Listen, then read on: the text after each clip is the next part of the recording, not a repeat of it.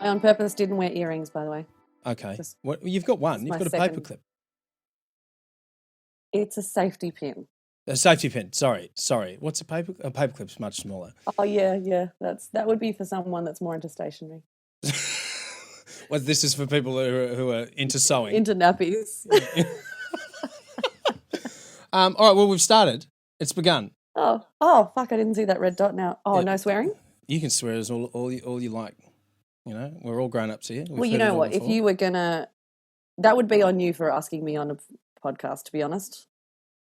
Like, you don't ask Dezo Pezzo to be on a bloody podo and not swearing. have her drop the F-bomb. No, it won't happen. I had a conversation with Lolly the other day about swearing, and I was like, babe, I think I'm going to try and cut back on my swearing.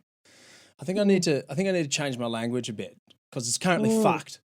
But I'm working on it, and then I forget about it. So same. It's hard. It's difficult. It's much more difficult than it seems.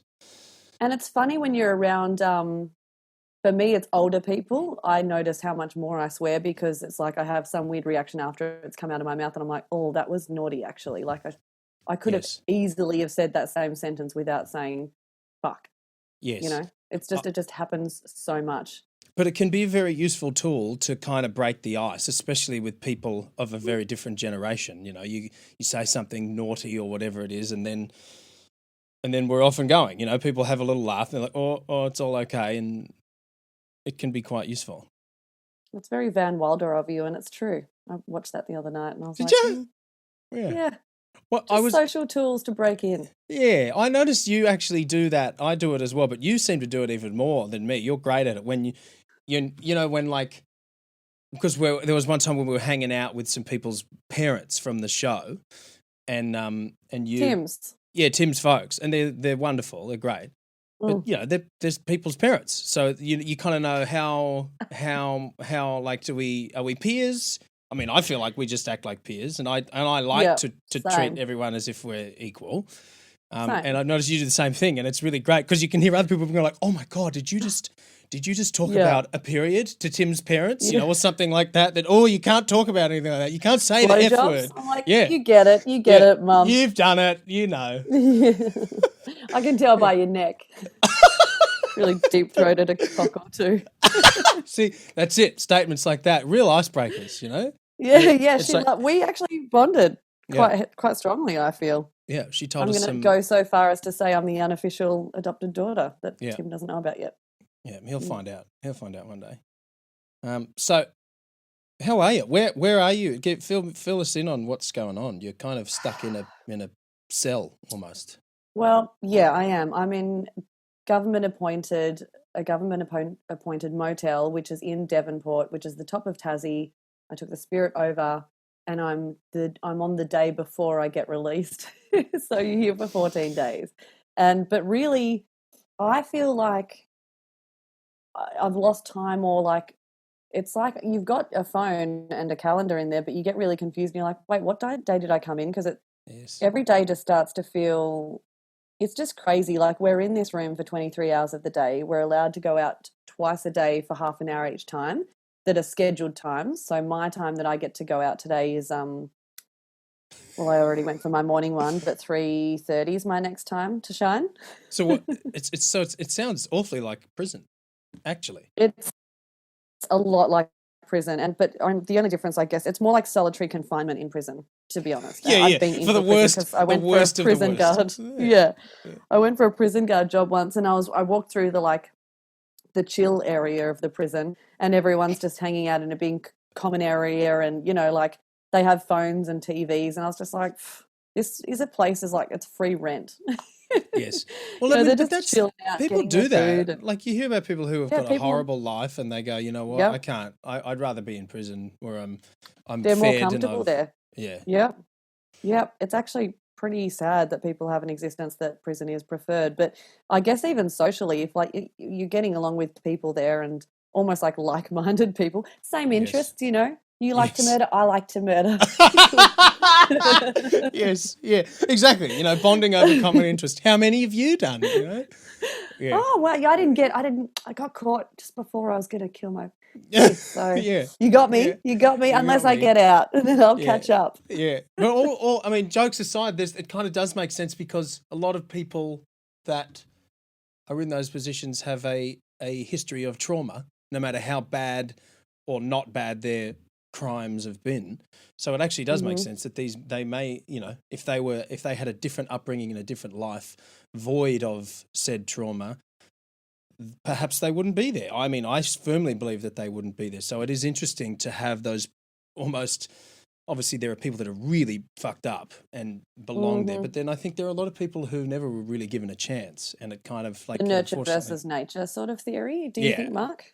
Yeah. absolutely. I believe that we. I'm interested to hear what you think about this. I believe that we are far more driven into who we become by nurture than nature. I believe there's about 20 to 30% of who we are is just inherent, but the Hmm. rest of it, I think, is up to what happens to us in our lives.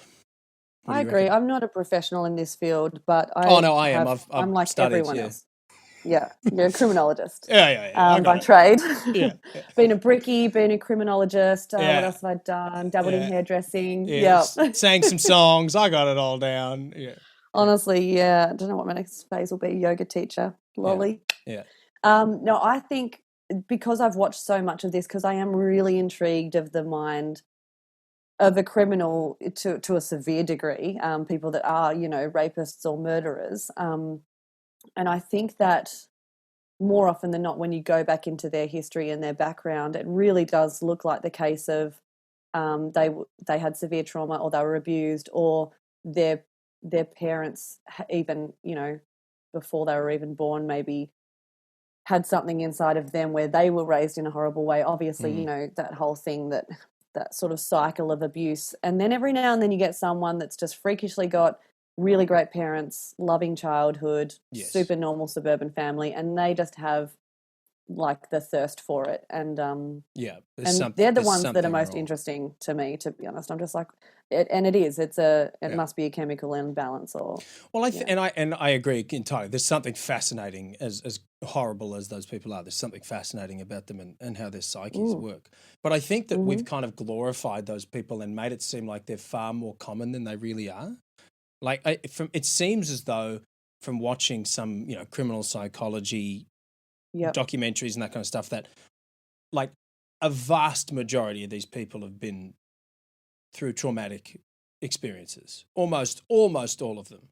And then there's Yep. the odd ones that are just there's something wrong, and Hmm. it's almost like a bit of an anomaly. But I think that what was did you see Surviving R. Kelly, that doco series? No.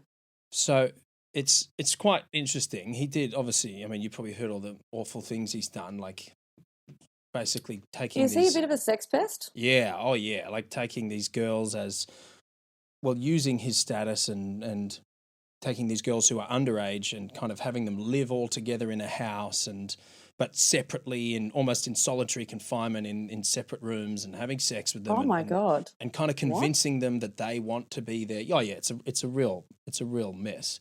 But anyway, and there's obviously so many more details to it. Yeah, it's gross.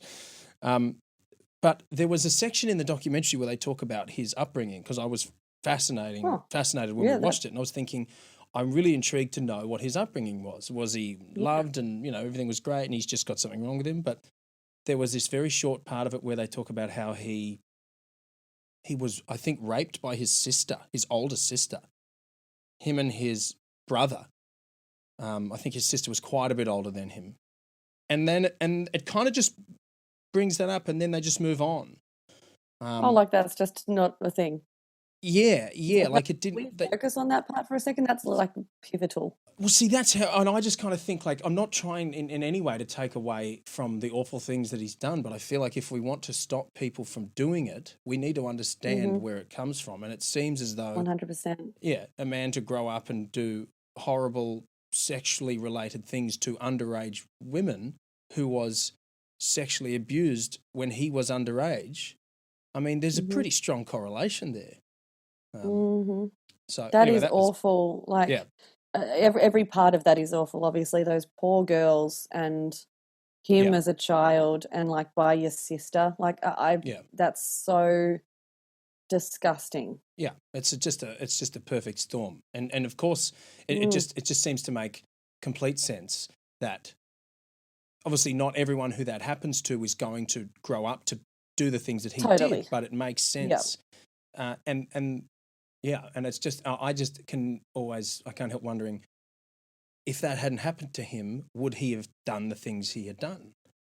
Um, No, it's a and question the that thing is, yeah, we just will never know. And it's also interesting to me when people do come out of a traumatic childhood and they turn into normal people. Like that to me is, yeah, well, it is as interesting.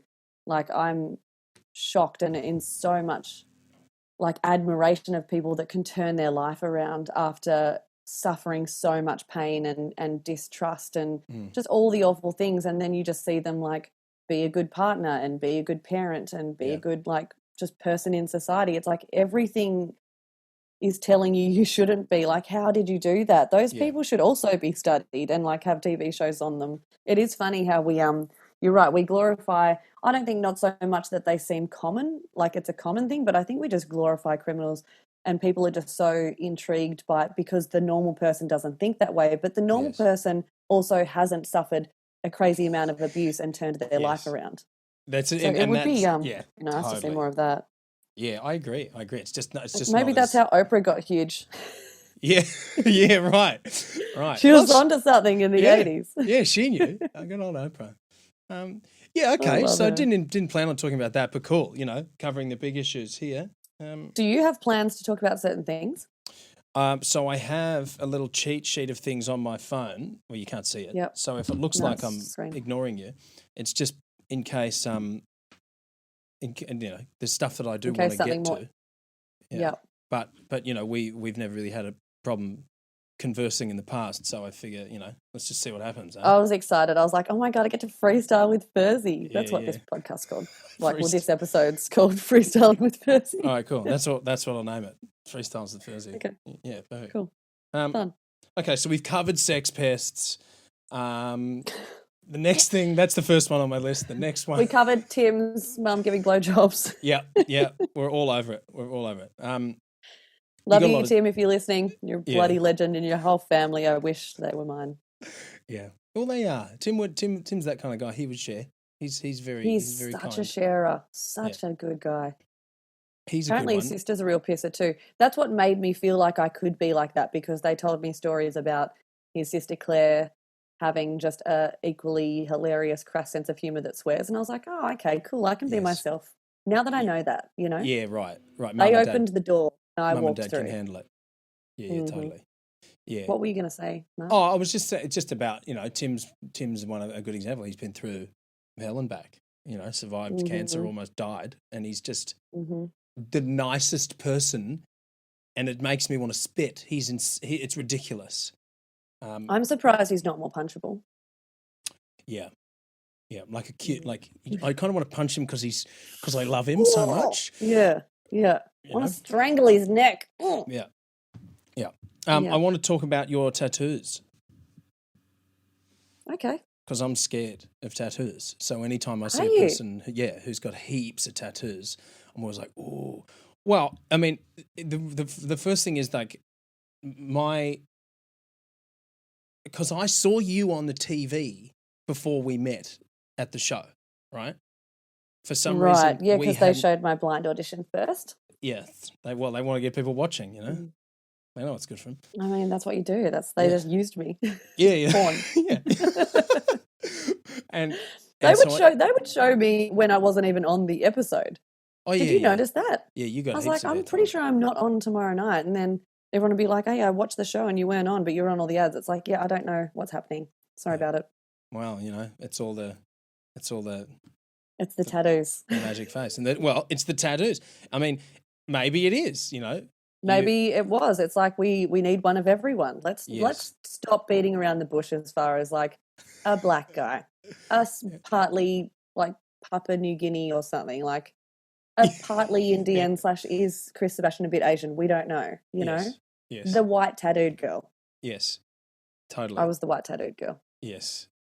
The aka vampire. the yeah.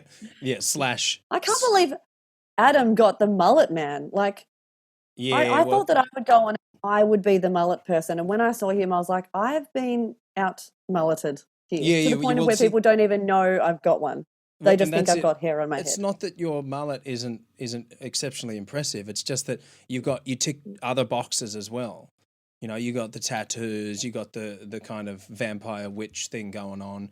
Whereas Adam, like, he front and center with that mullet. That's, you know, it's a bloke. You're right. He with takes a the prize. Yeah, turbo mullet wearing shorts. You know, he's got it covered.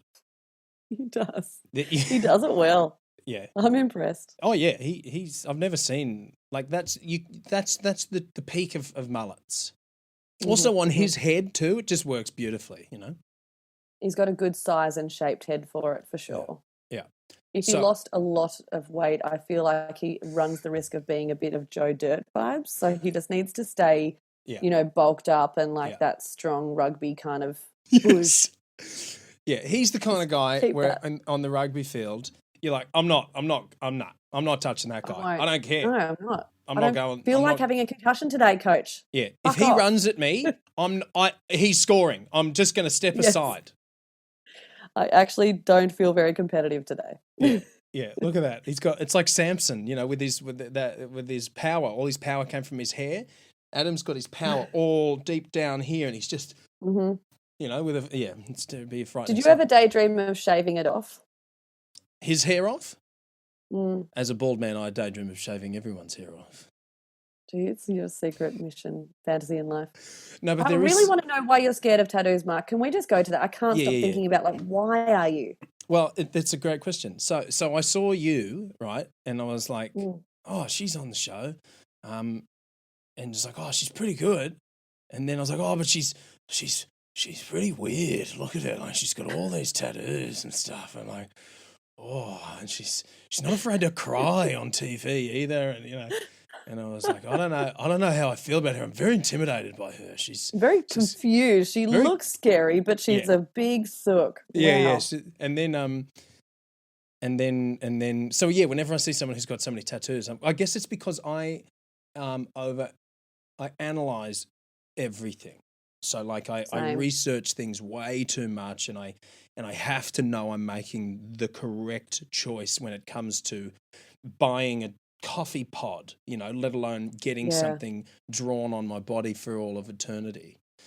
Yeah. So there's a combination of fear and admiration, and disbelief when I see someone who has as many tattoos as you, because firstly I'm like, that must have hurt. Secondly, I'm like, power to you for doing that. That's incredible. And thirdly, I'm like, why on earth did you do that? Because you don't have a choice to get rid of them. So it's this weird swirl of like, of emotions whenever I see a fully tatted up person. I'm kind of like, oh, I'm going to go and talk to that one over there.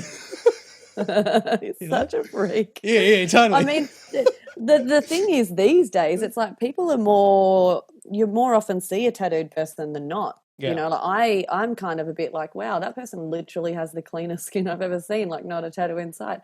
It's kind of fascinating to me to, you know, because I'm just so used to being around people that have them. But I think I was a bit scared because when it comes to art or decorating things or, you know, colours, outfits, like things have to really work for me, and I hate making the wrong choice.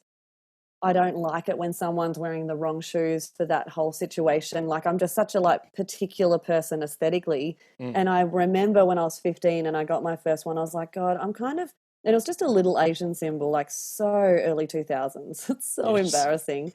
And it's a shit tattoo. I hate it. But I don't know that I could cover it up because, I remember my stepbrother at the time had a calendar of girls in bikinis, and most of them had an Asian symbol. You know, like it was just like, why? It's the year I was born. What does it mean? Doesn't matter.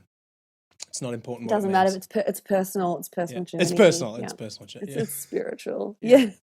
It's the year I was born in Chinese horoscopes, which is Year of the Pig, which is 83, just so we know. I've got the Year of the Pig on my stomach. But I've met Chinese people along the way and said, what does this say? And they're like, literally nothing. Oh, really? It's just lines. I feel like it's not. Yeah, it's just It's just There's some, and like there wasn't Google when I was 15. There wasn't like yes, it was just a walk. I remember walking to the tattoo shop and because my like she was my babysitter, Leanne. She's a fucking legend. But she was like, "What do you want for your birthday?" And I said, "A tattoo." She was like, "Oh, okay. Well, I'll have to go in with you and be your guardian, so I can yeah, sign some papers and let you get that." And I was like, "Really? Would you?" And she did. And perfect, brilliant. both of my parents didn't know for a while, and it was like our secret. It was kind of fun, and then whatever. Mum was actually quite cool about it. Dad's a traditional Greek guy that wasn't cool about it. I Sure. told him it was a stick on a few times, and then yeah, a few months later, he was like, "That stick on's like really lasting." And then you saw him like kind of click over me, like, "It's not one." Yes, It's really yes. It's a cute. great moment. I wish I'd seen that. Oh, Dad, you Yeah, beautiful man. I love yeah, him. yeah, Um, yeah. so yeah, I was very stressed as well because I didn't want to just do all Asian tattoos after that, like or Asian inspired Oriental. I was like, do I have to commit to this forever now with every tattoo? And then Yeah. Just all um Asian looking symbols that aren't actually symbols. that don't say anything at Yeah. all in There's anyone's something kind of language. really, really funnily racist about that. It's like, I'm just going to draw something that looks kind of Asian, that'll work. I know. Before PC was a thing. Yeah, yeah, God, totally, totally. She good wants something. She times, won't know. humor. She won't know. She's Greek. She won't know. Just do whatever you want. Yeah, Pretty much. yeah. Um, but there's something really beautiful in when you get tattoos, letting go of that control and that need Mm, for everything to be perfect and that idea of regret. Like it's such an actual therapeutic thing that you can be like, I might regret this one day and I'm just going to have to be okay with it because we're all getting old, and as we get older we get wrinkly and we supposedly get less attractive. And you know, I just knew that it was something that I wanted to decorate myself in. Like if I moved into a house or an apartment, one of the first things I think about is like, where am I going to put my plants and my art on the wall? It's the same as sure. my body. It's like, what sort of art do I want to put on my body? I don't want to be a plain wall for the rest of my life. So Mm. I'm really excited for future tattoos, and I've got heaps of ideas and things that I want to get on my legs. And I've got like a list in my phone of like just, what I want to get because you kind of just have to work your way through it. Yeah, yeah. I actually, I love that concept of having to embrace the idea that this might be shit, but too Mm. bad. Like I may I not mean, like this this in one future. Like, isn't good. Like, this guy was stoned, I'm pretty sure, when he did this. I wanted henna because I lived in the Middle East for a while. 3 times I lived in the Middle East and for 6 months at a time. And I used to go see these Indian ladies down the road from the hotel that I was staying at because I was singing at a hotel 6 nights a week. And I loved getting henna from them. And it was just such a good time. And I loved the art. And I thought, I'm just going to have this to remind me of that time that I used to go do that and live in that country, all mm, those different places, Abu mm, Dhabi and Bahrain and Dubai. Um, and I remember the guy's like, I'm just going to freestyle henna like the ladies do. And I was like, okay, cool. And as he was drawing, and I was just like, I'm not digging this, but it's kind of too late. I yeah, guess I'll go over it. Like, and even that was a therapeutic, like the stress. It's almost like when you go to a hairdresser, you wouldn't know this, but you're getting like bangs cut in, or like you're getting something done and you kind of realize halfway through in the chair you're yes, like, I've fucked up and I'm gonna have to yes. actually pay for this piece of shit. Like Oh yeah, hundreds of dollars will come out of my account for this and I have to actually rock it in public now. yeah. And I don't even feel that way about this hair.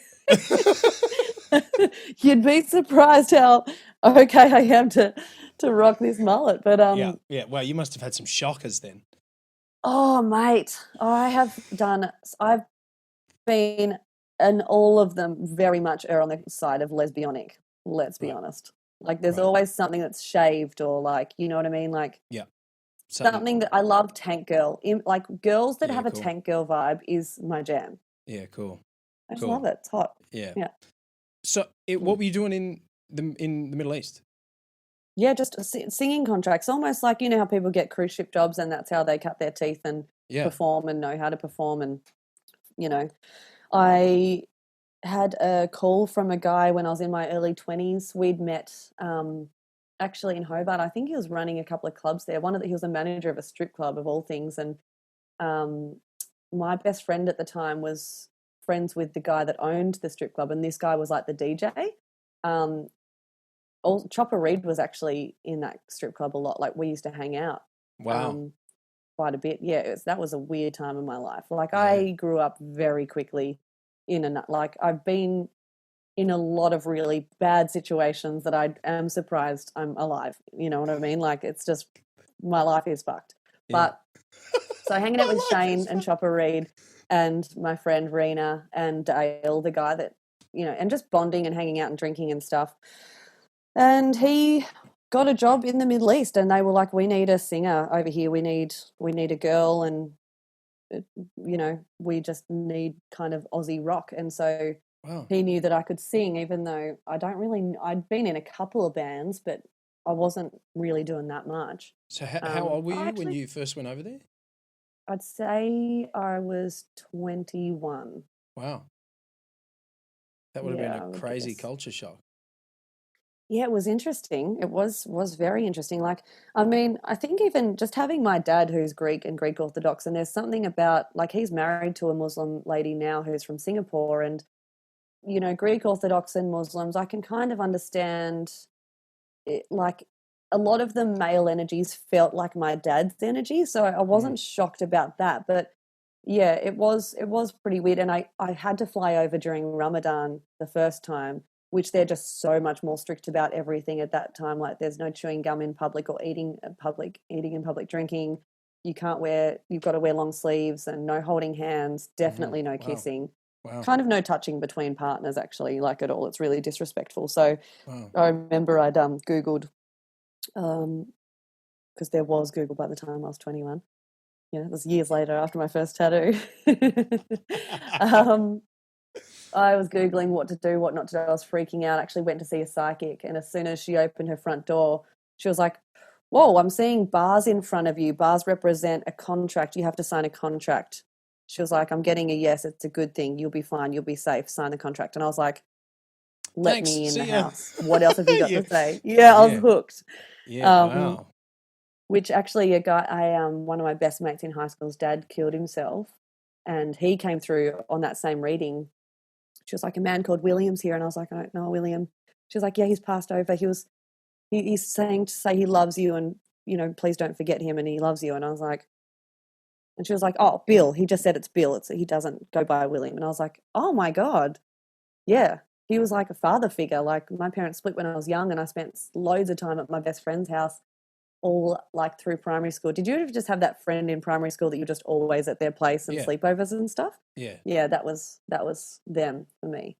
And Wow. he was just such a great dad, like such a good father figure and really sweet man. Every time that family would go to Bali, they'd come back and buy me a present that they'd bought for their daughters. Like we'd all have matching jeans and stuff, like Mm-hmm. that just really beautiful family that totally takes you in as one of their own. So Cool. yeah, it was a good reading. I often think about that it's nice to know that people can sort of touch base after they've passed over. I'm pretty spiritual, I think, as are you, aren't you, Mark? Yeah. I Yeah. think I in a mean, lot it's of definitely ways. something that I want to talk to you about, like the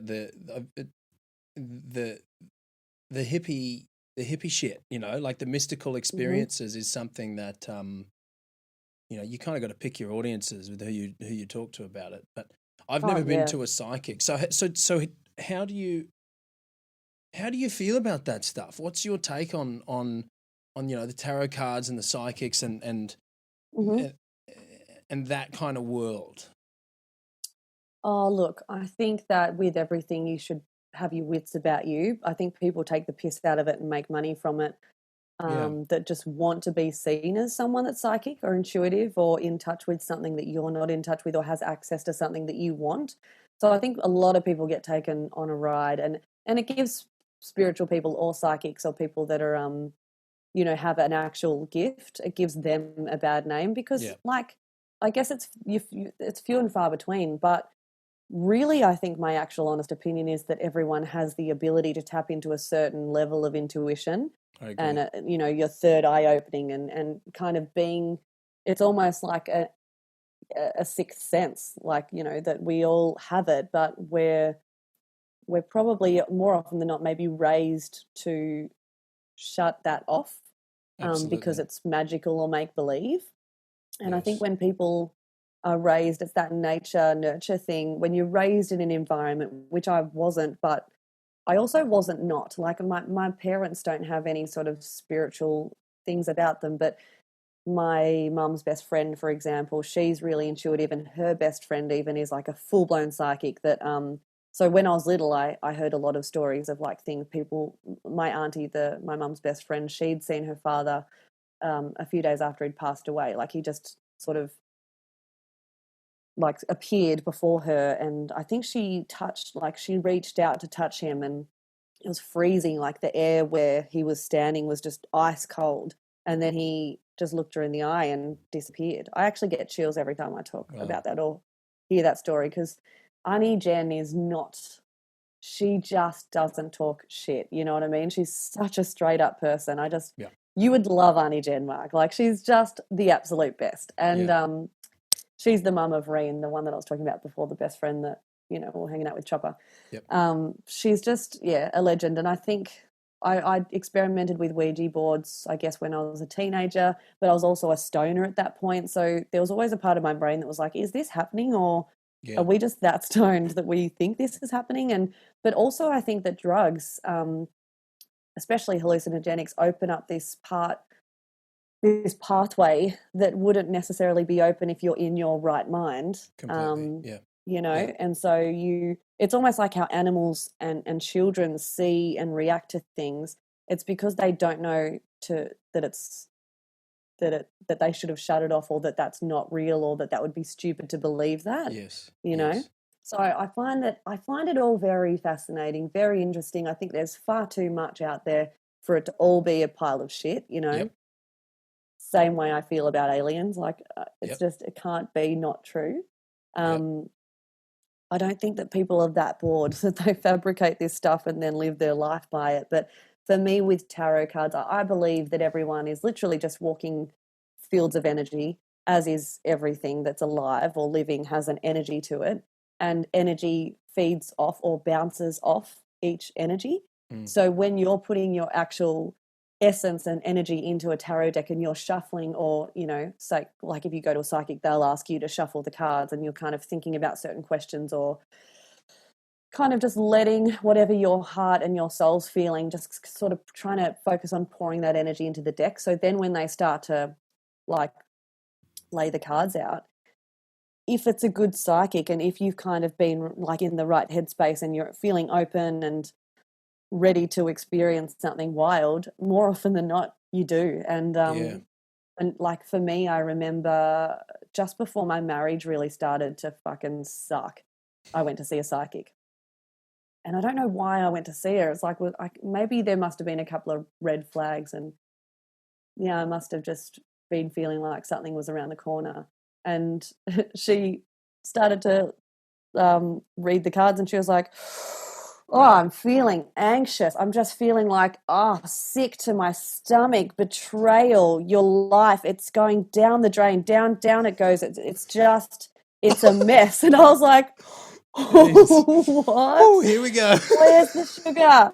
Can you please coat something? I was in shock. I was like, what do you mean? And she was like, explained it all. It was just fucked. And I was like, okay. And there's a part of you that's like, okay, we have free will. It's okay. Sure. There's this path can split off down to, and this might not happen. Like I might choose the path that none of this happens, and she could be wrong, but she'd been highly recommended by a good mate of mine, and she was very good for her. So I actually didn't realize it was a few months before it all unraveled, and I had actually forgotten about this reading. And then when it was all unraveling, I was like, I'm going to re-listen to that. And I was just, my jaw was on the floor. I was just shocked at how, and I was feeling that. It was like every part of me was just like, it's like I was a ball of anxiety. And my world had been turned upside down, and everything I thought I knew I didn't. And it just felt so dramatic, but so like, I was just, that was the beginning of the end. That was years before I actually was like, okay, I should go.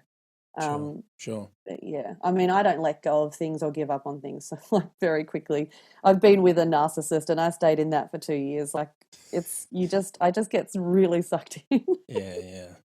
Yeah. I mean, it's Oh, that's a very interesting experience to have when you go and see, you know, you make the decision to go and see a psychic, and you go, okay, yep. you know, let's see what happens here. I mean, because Hmm. you hear these tales about children telling stories of their life before, and they explain scenarios and places in Thought they were great married detail. and stuff. Yeah, yeah, and Yes. but and they're four.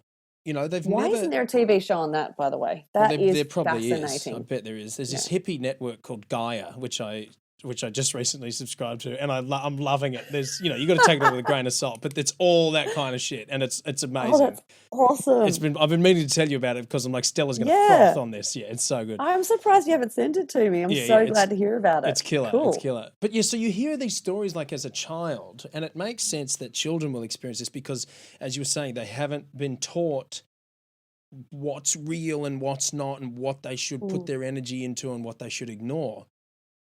But you also hear about children describing people as a certain, having a certain, giving off a certain color, which Hmm. they'll be like, why have you drawn this girl with orange around her? And they'll say, because that's what she looks like. It's like, no, no, no, you don't draw them like that. You just draw them, you know, the way you see them. And the kid's like, yeah, but that's how I see them. There's orange coming off this Yeah. woman's head. And then they have to be trained, oh, ignore that. That's not real. And then as you become an adult, those you put your skills into other things. I mean, and I think, Hmm. you look at someone there are people who are inherently better at other things than some people. Like there are people who inherently understand music. There are people who have to study their ass off to get remotely close to that person. So what if Hmm.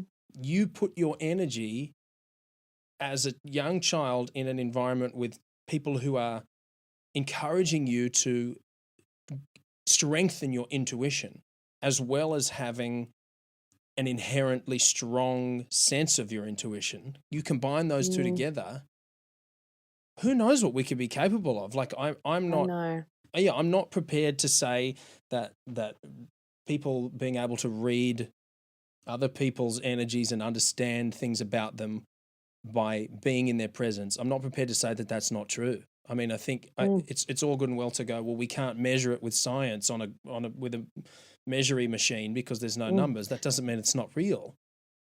Um, 100%. but again, as you said, you got to take it with a grain of salt because there's a lot of people who are far less skeptical than I think you and I are, and are just going to get taken for a Mm, ride and mm. can be very manipulated.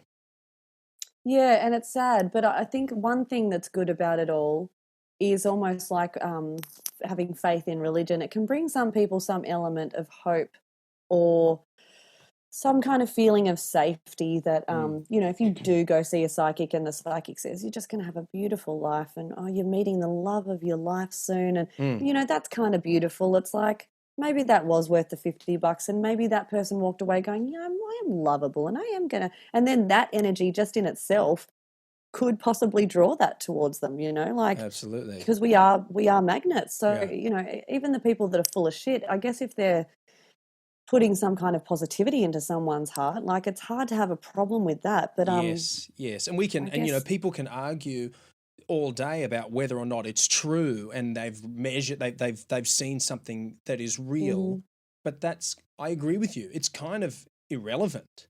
mm, If it's something that gives you a new perspective and mm, enables you to experience your life in a different manner, whether that be a reading from tarot cards from a psychic, or immersing yourself into a religion, if mm, the outcome makes your life better, what's the problem? You know, 100%. like, Yeah. and maybe there's some people like, it doesn't matter to me. I need to know whether it's real or not. Well, it's like, well, that's okay, cool. Then it's not for you. But I Mm, think that if it can change your life, who gives a shit if it's real or not? What's more I important is, agree. is the, Yeah, it's are you happy or It's not? Will become this make you real. happy? Yeah. Yeah, well, exactly. And whatever we think in our own minds is what is for us. You know what I mean? It's that Yeah. whole thing. If you think you're great or you're, bad, you're right. Like that saying, Yeah. whatever that saying is. It's Yeah. like that's true. It's all power of the mind. It's just such an interesting thing, and it really does bring me, I think, well, I think it stimulates me more than anything intellectually, and it makes me feel excited that there's a whole world out there that I can like play in, and it can seem, I guess, a bit insane to some people, but really it just feels right more than anything. Like it aligns with my intuition, and anytime I haven't aligned myself with my intuition or like listened to it or respected it, it's never worked out. Like Yeah. with the narcissist, my intuition was screaming that whole time. And I was just like, shush, like Yeah. Yeah. Yeah. smothering it with a pillow, trying to kill it. And I don't think I'll ever actually forgive myself for not listening to my intuition, um, because it really damaged myself. Like I damaged myself by not and it was a great lesson, I'll be honest. Like it's the one good thing that came out of that relationship, but Well, oh maybe god, it that's was something a hard that lesson. will help you forgive yourself for it because you learned that lesson. You wouldn't have learned the lesson Yeah, if you just kind of scooted through, really easily. And now yeah, you have it's so much true. more faith in your own intuition, which is so profoundly powerful if you can really tap into it. It's just once Mm, again, it's something that is trained out of us. We're pushed away from it, mm-hmm, and we're pushed into things that feed um, our short-term ego kind of stuff. Like that's why when you're in a scenario like that where you you make you observe something that's not right, that's not working, and you go, okay, mm-hmm, how do I really feel about this? And your intuition's like, get the fuck out of there. This mm-hmm. isn't correct for you. This is a problem. But then there's that other part of you that's like, yeah, but it's safe and it's familiar and I can be comfortable in a weird dysfunctional way. And Yep. and you choose the answer that you like better in the moment, that's easier, because that's what we've been pushed into. It's like any store you go into, here's a candy bar, have some sugar, have something that's Mm-hmm, fun now and easy, but bad for you in the long run. mm-hmm, So mm-hmm, that's constantly strengthened, and we're practicing that part of our psyche, whether we like it or not. And the other part, that's our intuition about listening to, you know, where we probably should be going, but it may be a more difficult choice. That's like, push that down, because that makes you're not a very good consumer if you abide by that. We need your cash, Yeah, yeah. Yeah. That's so true. Yeah. God. But I think going back to also what you were saying, imagine if there was a school, like I know that there's what are those Steiner schools, where Yeah. kids can go and they learn how to, I don't know, what time of year to plant vegetables and stuff like that. Yeah. Like I would, if I had a child, it would 100% go to that school, but it would also be spending some time with some people that know what they're talking about in regards to um, listening to intuition and sort of doing things like working on manifesting stuff and working on making wishes and, you know, like knowing, understanding the cycle of Mother Nature and um, like all anything to do with nature. I think that kids really need to just really go back and reconnect with Mm. from an early age, and that's and understanding that nature and what's in your soul are just so connected and that they work so beautifully together. Oh yeah. It's just such an interesting, it blows my mind that it's taken me so long to even start diving into it more as an adult. And the more I learn, the more I'm like, God, I wish I grew up with this. I I wish I totally wasn't agree. having to learn it as an adult. Imagine how in touch and skilled at that you would be if you did embrace that from your childhood. If you imagine, I completely Hmm. agree with you. Like, I think, imagine if we were teaching kids from as soon as they could speak about meditation and about understanding their own mind and Oh my actually God, observing their own yes. thoughts rather than being their emotions. You can actually watch them. Hmm. That's it. Imagine how powerful you could become by the time you're an adult. Like, you teach a kid a new kids learn two languages from when they're growing up because they've got Hmm. bilingual parents. and they're Mm, fluent by the time they're mm, 4. mm. But yet you try It's and learn a new crazy, isn't it? language as an adult. I tried to learn Spanish because we were going to Mexico and we were living in LA, and there's a lot of Spanish speaking people, and we were going to Mexico. I dedicated like 3-4 months every day. I was getting in there, and I became pretty crap at it, but enough to be able to get by. Now, gone. It's all gone. Really? Yeah, it is so difficult to maintain something like Wow. that as an adult. So, like, Yeah. imagine what we could, where a child could be when they're an adult if they really were taught that kind of Oh, and also hippie just shit. imagine the way the world would work if that was something that was more instilled in every single person, not just the hippie family that lives on the fucking street, literally every single Yeah, one. yeah, Imagine politics, like imagine the way the world's run, us interacting with each other, the amount of sort of respect that there would be and care and thoughtfulness. it'd be a Like I completely just different think place, wouldn't it? it'd Completely be different. actually beautiful. And dare I say, I think if there was a stronger presence with feminine energy, um, I think that that's how it would go more because women so much rely on their intuition and Yep. they're kind of good at sort of in anticipating people's wants and needs, which is obviously thoughtfulness. Um, like that's I love Jacinda Ardern. Is it Jacinda Yeah, Ardern? yeah. I was just Yeah. I entirely agree, and I was just going to bring her Mm. up. I think Yeah. she's The I way can she's running that country yeah. is how a mum would do it. Yes. Like it's how a mum runs a household. And that's like I thought it was when because we were living in the States when Trump got elected, and for all that kind of stuff with Hillary and Trump, and people were so excited because they were sure. I mean, we're in LA, so it's a very blue state, and people were sure that Hillary was gonna get into office, and they were so excited about it Mm. being the first female president. And I was like, yeah, that's wonderful that we'll have a woman as the president, but Hillary doesn't act like a woman. Hillary's like she just makes She's decisions more of a like, lizard. yeah, She's not a exactly. It's woman. like Mm. I want a woman in power. I completely agree with what you're saying, and I think there needs to be more intuitive, feminine, nurturing energy rather than Mm. profits, profits, profits.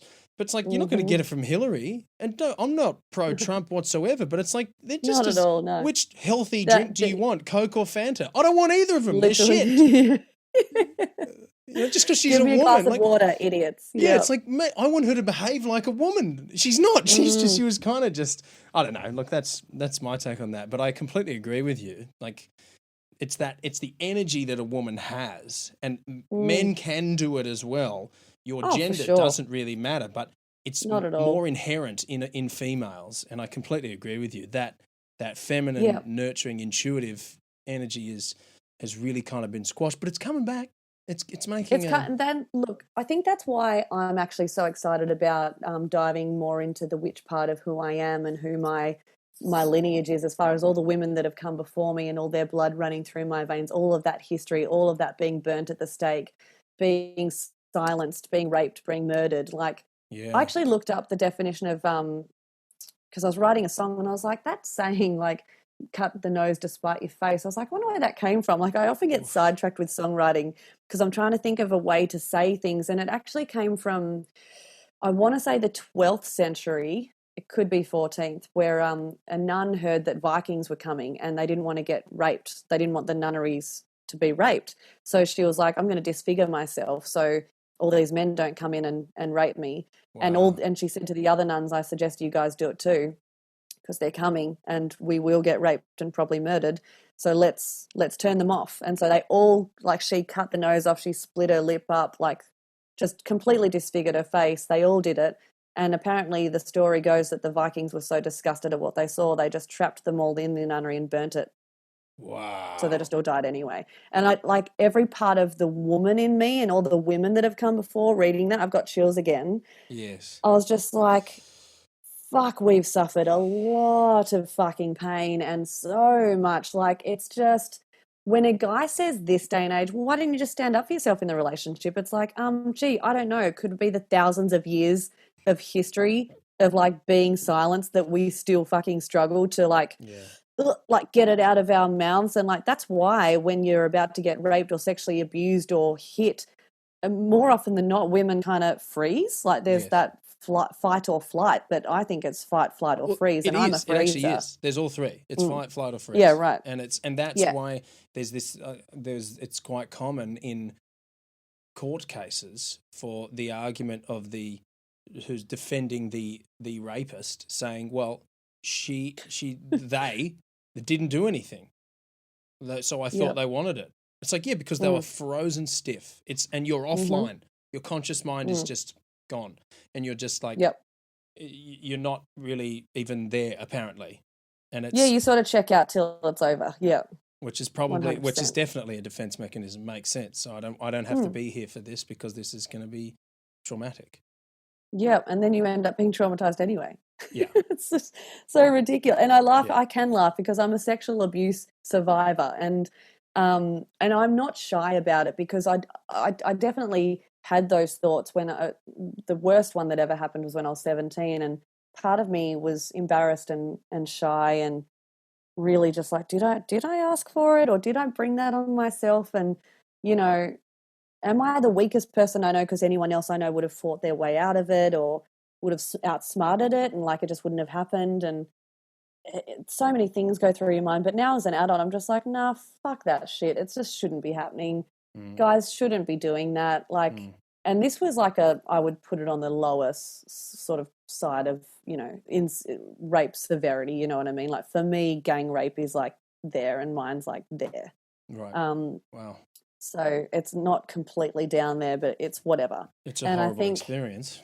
It's just, but it's so common. Like would more, it's like the tattoo thing. It's like I'd actually struggle to think of a woman that I know that hasn't been abused or sexually abused or raped or molested or, you know what I mean, beaten up. Like, and that's why I think as a white woman, I'm so passionate about Black Lives Matter and anyone that's being oppressed. It's just like, because women have been oppressed since the beginning of time. And the only thing that I think black and white men and every other men would almost like have in common is that they've oppressed a woman. You know what I mean? It's just like, so it's weird for me that people don't have empathy.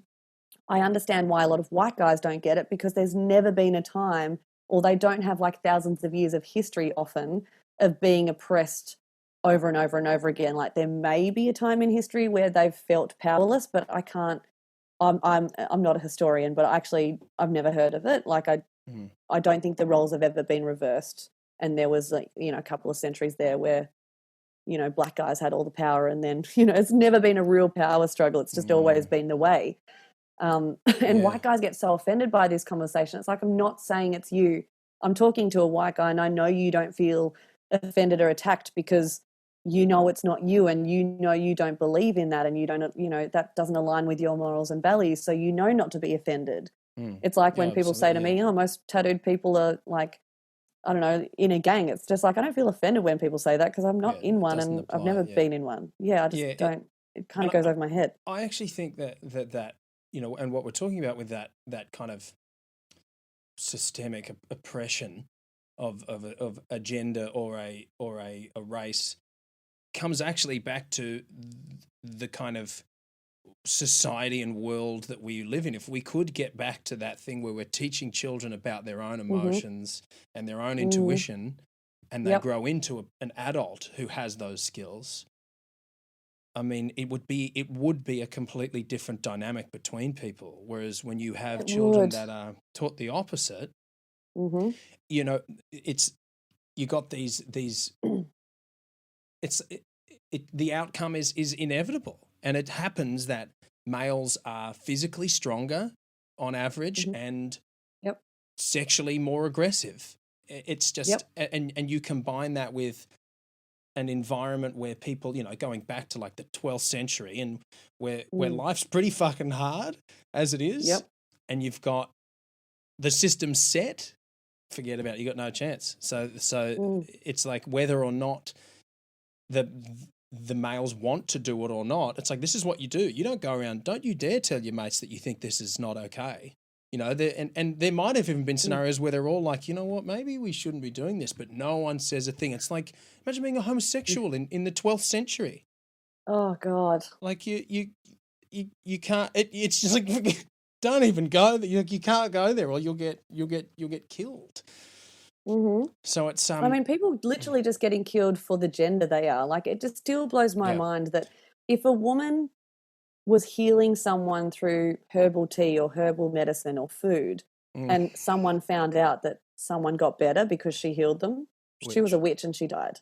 Well, absolutely insane. The thing that was just ridiculous. I think there were times when, if a woman was suspected to be a witch, they would string her up above a lake, and they would dunk her, and then to see if she was a witch or not. And if she died, well, she wasn't. Whoops. But if she didn't die, well, then she was a witch. So they'd burn her at the stake. Yes. That sounds pretty foolproof, doesn't it? Brilliant. Where is the logic? And what blows my mind is a lot of my partners, and they've all been male. I just have to specify that because I get asked if I'm gay all the time. But sure. And like, look, not ruling out being with a woman in the future. Probably, I don't know. Sure. I mean, your wife's pretty hot. Yeah, she is. She is. Which is why she's our wife, Mark. Like, you get it. You're a sharer. Yeah, for sure. And I appreciate that. I want her and you to be happy. You know, if that's what. And we are. We love this arrangement. What was I saying about guys? They always claim to be the logical ones, and I just think no, it's not logical, and they're often the ones that are the double standards. Like, it's okay for me to do that, but if you do that, it's just like, what? Where's the logic in that? I always feel like I'm actually the logical one, even though I'm emotional and crazy, or like, so sensitive. It's like, yeah, because I'm feeling feelings. Like, I guess I didn't ever shut those off, or and I've been tempted to shut my feelings off so many times, and I didn't, because I want to be a singer-songwriter and I want to be in touch with my feelings for that. But I'd love to take the male approach and just be like, something happened in my life that I don't like. I better not feel anything anymore. Yeah. Just like, okay, I guess. Yeah. Something that's really intriguing about, I've been with my wife, Laurel, now for nearly 10 years. And, of course, we've lived together from pretty much the moment we met each other. And I'd never lived with a woman other than my mum and sister when I was growing up before. And still, that doesn't count. I was trying to figure out who I was, and, and in those 10 years, we were having a conversation the other day just about how much more emotionally dynamic females are than males. Like, we just, as a male, we're pretty level, because there's just, our hormones are just, there's no reason for us to be going through hormonal changes physically. Like, it just doesn't seem to happen. But a female, in order to be prepared to potentially carry a child every month, the body's got to go through a whole bunch of crap. It's full on, and whether you like it or not, there's an emotional whirlwind that comes with that, and it's really interesting to be in this long-term relationship and to be able to observe that from a male perspective, and for her to be able to observe me. And she was saying, oh, geez, there's times when I'd just love to be able to just be just consistent, the same all the time, but that's just not the way it is as a female. So it's like, you kind of have to be able to empathize that I'm probably consistently going to have a similar response to things, whereas I have to empathize that, considering what's going on in her body and in her life, where she's at with her cycle. You could ask her the same question, and you should try this as a social experiment, but asking a question that that, like, in week 1 of cycle, week 2, 3 and 4, seeing what sort of, and like, just do it for like 2 years. Yeah, totally. And just to take secret notes and just see. Twig.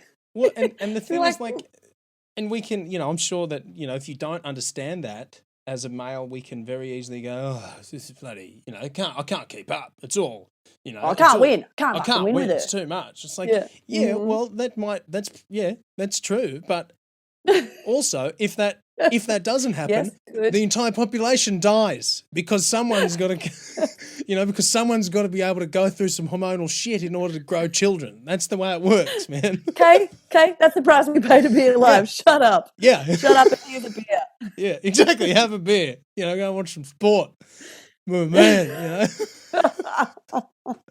We talk about men like they're so simple, and I don't mean Yeah. it disrespectfully at No, all. And like but we honestly, women are. are jealous of the simplicity. Like Yeah. to be honest, I'm sure we've all had moments of. I used to want to be a boy so bad when I was little. Every guy in my life was the strong one, was the smart one, had the money, had control of the money. Like, and I just thought that's so cool. Like, if a guy just wants to buy a car, they can, or if they want a motorbike, they just do it, and they Sure. earn more, and like they just breeze in and out of their house. And like, why would you want to be a woman? You're just like always picking up the kids or doing housework. It seems boring. Like, I just Yeah. thought I don't want to be a woman. That looks like it Socially, sucks. you wanted I to was have the such a male. tomboy. Yeah, yeah, yeah, Yep. totally. Yeah. And you know what? If I was probably raised in the, now you would almost consider me like verging on a trans kid. Like I was like, fuck yeah, give me a dick. This sounds like fun. But I Yeah. grew out of it.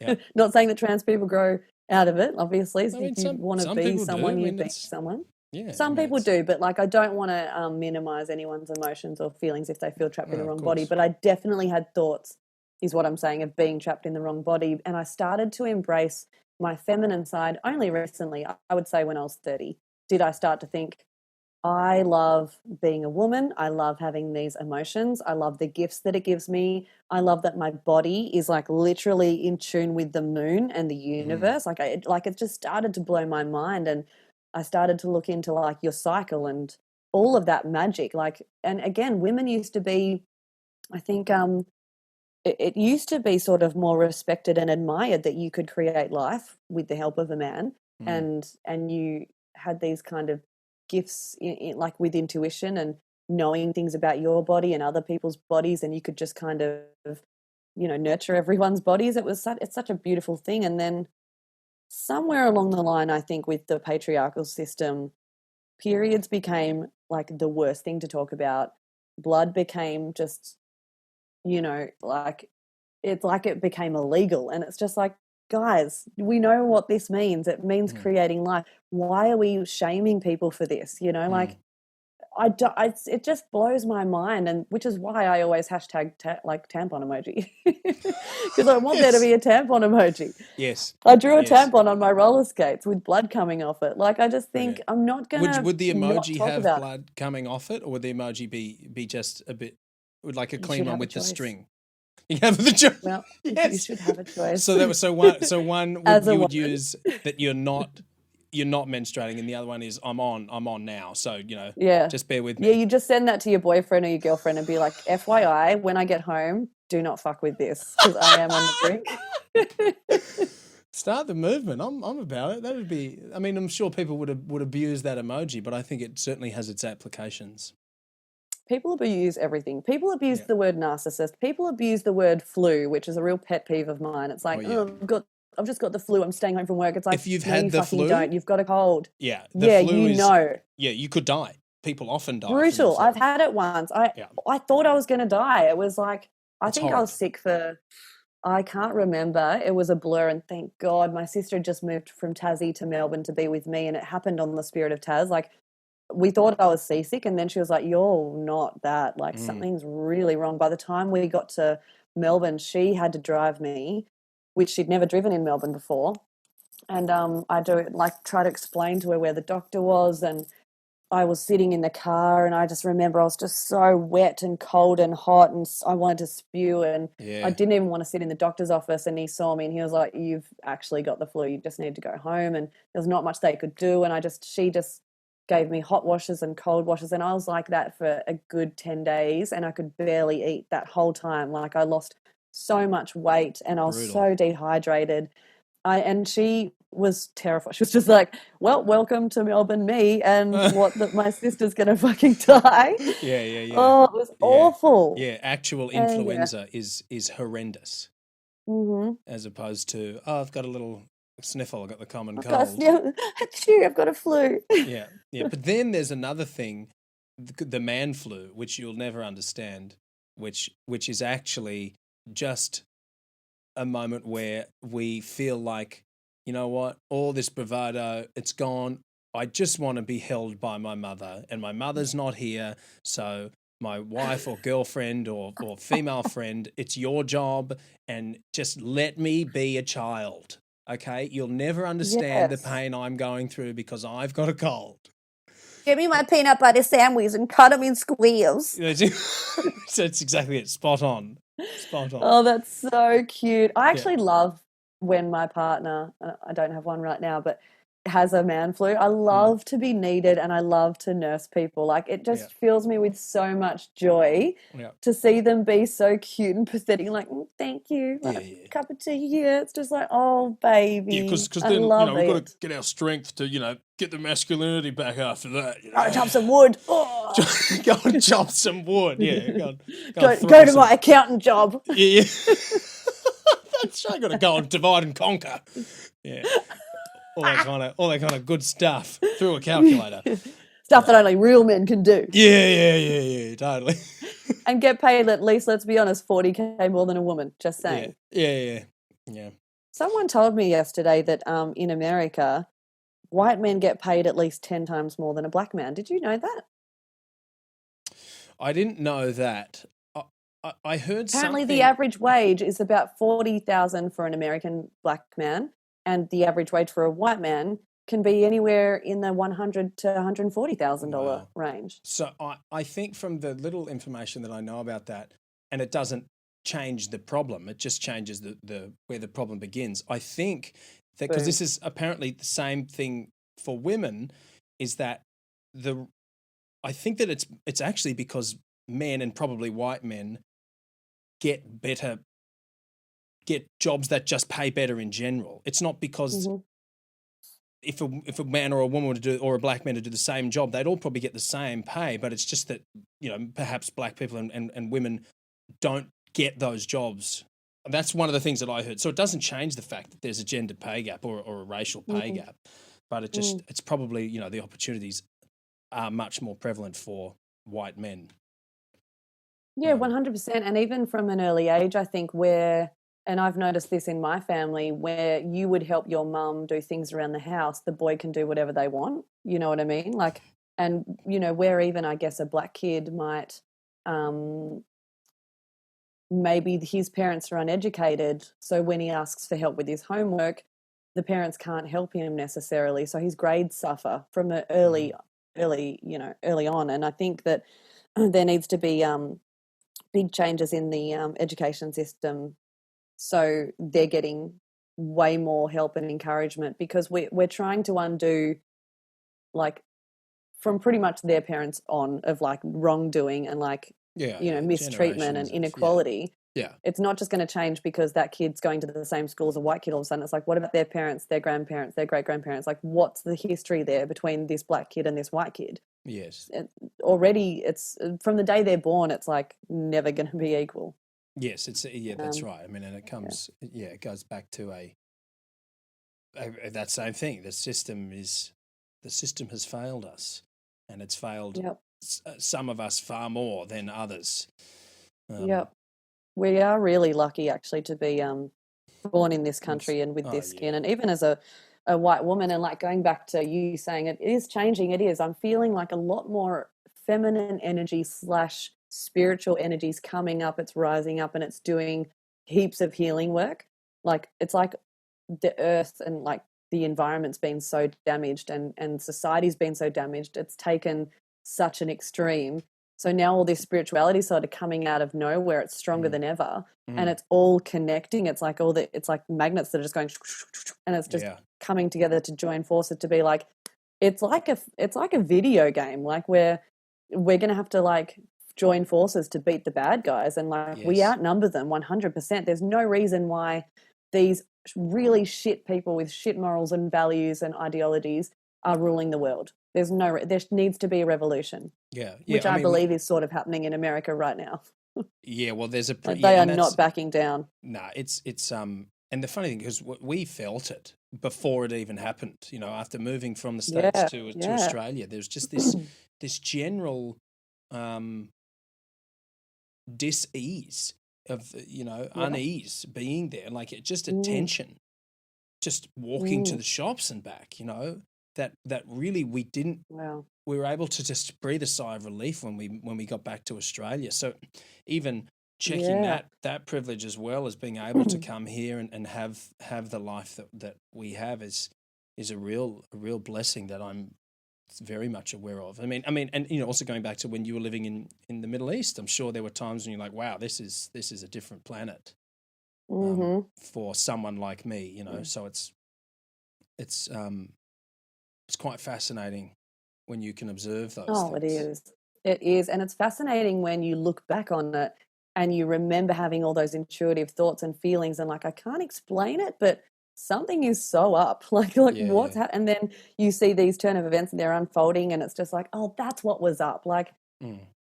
yeah, Yeah. the world is, it's just, it actually feels not real sometimes, don't you think, when you really Oh think yeah. about how people are, running countries, and not just America, but, so many places, Russia, like a lot of places are trying to go backwards and instill, you know, like really crazy shit that was like we've all fought for so long to undo, and women in particular have like fought so hard to like get their voice heard and vote and drive, and like we're still not treated anywhere near equally, but it's like we've kind of come up and then they're trying to squash that back down again. And that's a scary sign. When Handmaid's Tale came out, I was just like, oh, I really hope this isn't like a premonition, but it feels like it could be. Like, it's just, I don't even know if we have time to go there on this podcast, but it's a scary possibility. Yeah, I mean, it's certainly it's certainly a potential future. I'm optimistic. I believe that we're heading in the right direction, and it may not feel like that as we're talking about the unrest in the States and Mm, obviously in all these other mm, countries that just aren't as trendy as the States. I believe that mm-hmm, that has to happen. Like, you think about having a traumatic life event, or something that's exceptionally scary, or even a near death experience. You hear about people who have these experiences and then they change their life afterwards. It's like, well, why didn't you change your mm-hmm, life before the near death experience? Well, there's something in the intensity of the experience that is strong enough to cause the change.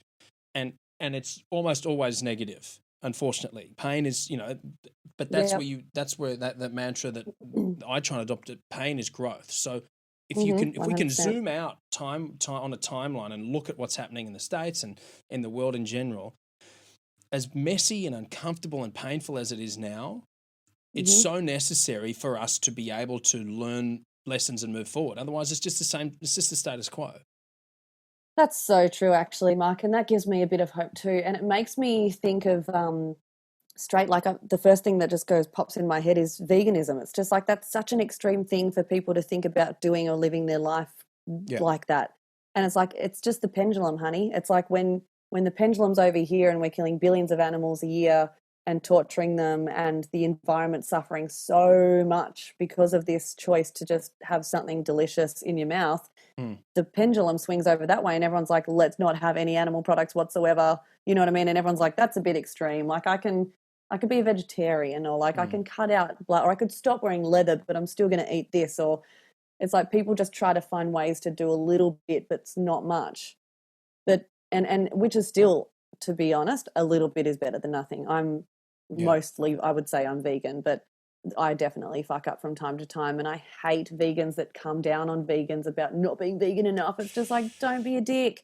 Just Yeah. support people that are doing their best. Support vegetarianism. Support pescatarians. Like, you know what I mean? Like, Yeah. Yeah. they're Exactly. they're Exactly. showing It's that they're a conscious growing. They're shift. showing that they're trying. Yeah. Yeah, we Yeah. don't just all do the shit that you want us to do overnight. And like my dad has just had major heart surgery, which is why I'm in Tassie in quarantine.